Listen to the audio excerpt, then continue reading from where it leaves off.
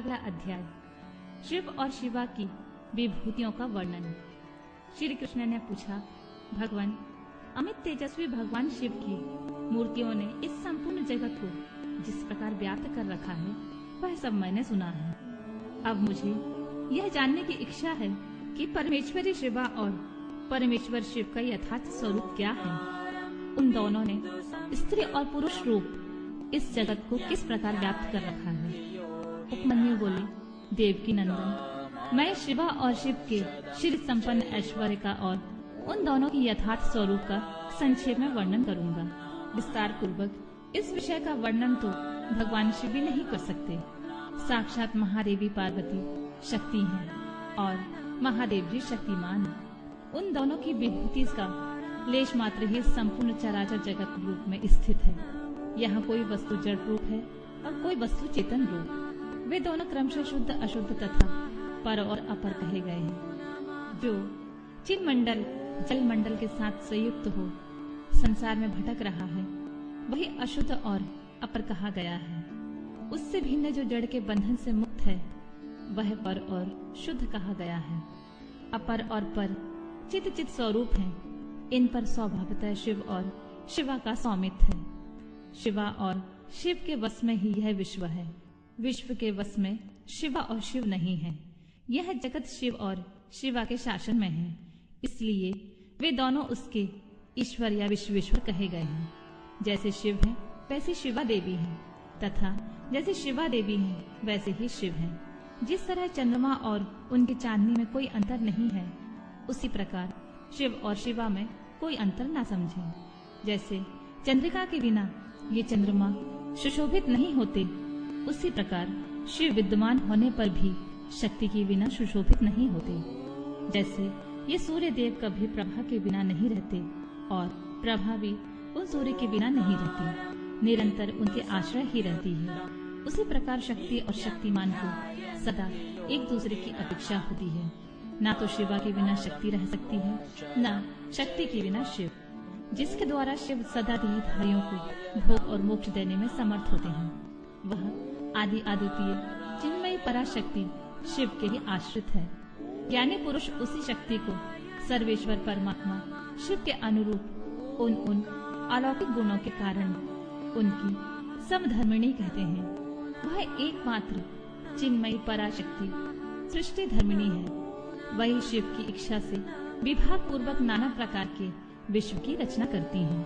वह शक्ति मूल प्रकृति माया और त्रिगुणा ये तीनों प्रकार की बताई गई हैं। उन शक्ति रूपनी शिवा ने ही इस जगत का विस्तार किया है।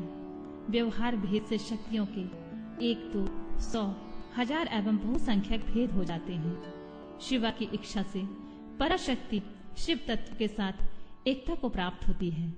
तब से कल्प के आदि में उसी प्रकार की सृष्टि का प्रादुर्भाव होता है जैसे तिल से तेल का।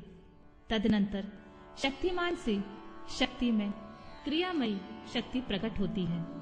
उसके विशुद्ध होने पर आदिकाल में पहले नाद की उत्पत्ति हुई, फिर नाद से बिंदु का प्राकट्य हुआ और बिंदु से सदाशिव देव का। उन सदाशिव से महेश्वर प्रकट हुए और महेश्वर से शुद्ध विद्या। यह वाणी की ईश्वरी है। इस प्रकार त्रिशूलधारी महेश्वर से बागेश्वरी नामक शक्ति का प्रादुर्भाव हुआ जो वर्णों के रूप में विस्तार को प्राप्त होती है और मातृका कहलाती है। तदनंतर अनंत के समावेश से माया ने काल, नियति, कला और विद्या की सृष्टि की। कला से राहु तथा पुरुष हुए। फिर माया से ही त्रिगुणात्मिकता अव्यक्त प्रकृति हुई। उस त्रिगुणात्मक अव्यक्त से 3 गुण पृथक पृथक प्रकट हुए। उनके नाम हैं सत्व, रज और तम।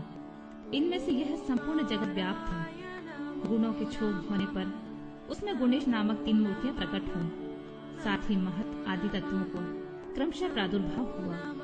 उन्हीं से शिव की आज्ञा के अनुसार असंख्य अंडपिंड प्रकट होते हैं जो अनंत आदि विश्वेश्वर चक्रवर्तियों से अधिष्ठित हैं।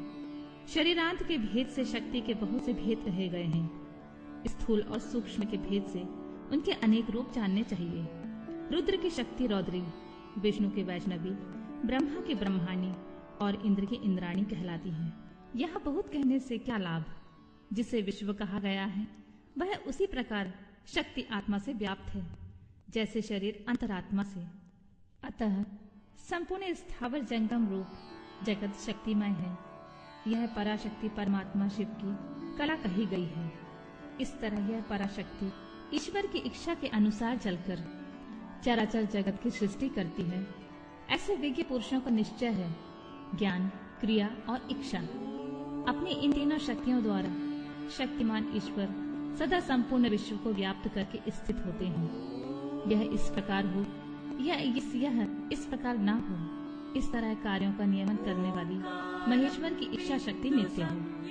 उनकी जो ज्ञान शक्ति है वह बुद्धि रूप होकर कार्य कारण और प्रयोजन का ठीक ठीक निश्चय करती है, तथा शिव की जो क्रिया शक्ति है वह संकल्प रूपनी होकर उनकी इच्छा और निश्चय के अनुसार कार्य रूप संपूर्ण जगत की क्षण भर में कल्पना कर देती है। इस प्रकार उन तीनों शक्तियों से जगत का उत्थान होता है। प्रसव धर्म वाली जो शक्ति है वह पराशक्ति से प्रेरित होकर संपूर्ण जगत की सृष्टि करती है। इस तरह शक्तियों के सहयोग से शिव शक्तिमान कहलाते हैं।